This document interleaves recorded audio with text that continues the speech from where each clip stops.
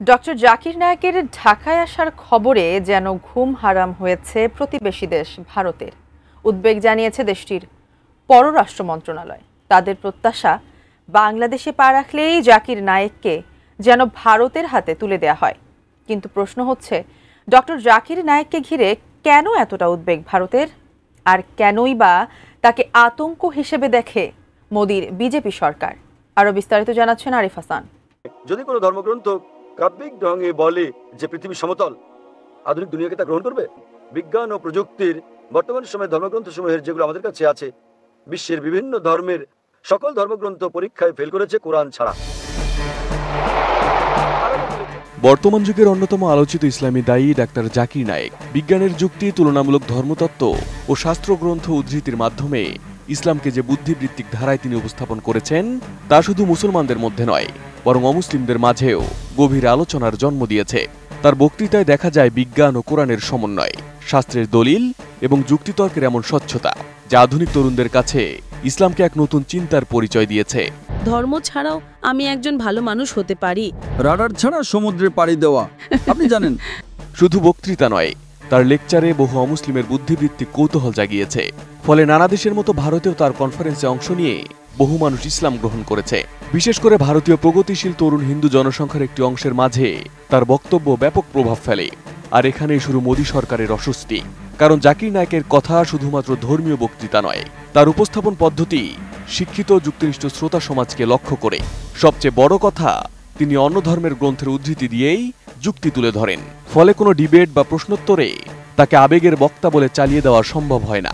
আর এই জায়গাটি সবচেয়ে বড় আতঙ্কের কারণ হয়ে দাঁড়ায় ভারতের কট্টর হিন্দুত্ববাদী মহলের কাছে।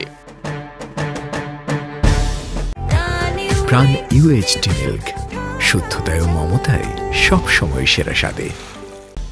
2016 সালে ঢাকার হলিয়াটিজের হামলার পরপরই ভারতীয় রাজনীতি ও গণমাধ্যম জাকির নায়েকের প্রতি আক্রমণাত্মক অবস্থান নেয়। যদিও তাদের অভিযোগের পক্ষে আজও নিশ্চিত তদন্ত প্রমাণ হাজির করা সম্ভব হয়নি, তবুও ভারত সরকার দাবি তোলে হামলাকারীরা নাকি তার বক্তৃতা দ্বারা প্রভাবিত ছিল। অথচ জাকির নায়েক দৃঢ় চিত্তে বলেন, ইসলাম সন্ত্রাসবাদকে সমর্থন করে না।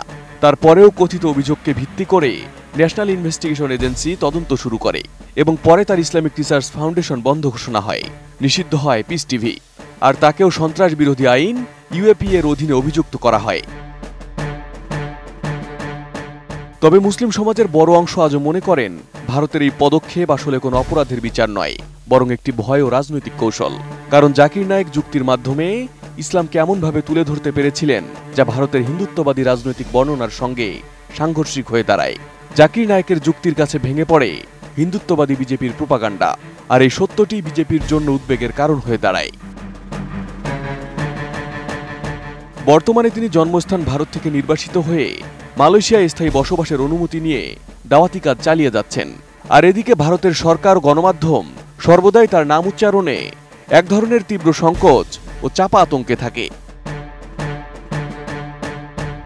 এদিকে আগামী 28 নভেম্বর বাংলাদেশ সফরে আসার কথা রয়েছে জনপ্রিয় ইসলামিক বক্তার। তবে তার ঢাকায় আসা মোটেও ভালো চোখে দেখছে না মোদী সরকার। এ নিয়ে ইতোমধ্যে উদ্বেগ বেড়েছে মোদী সরকারের।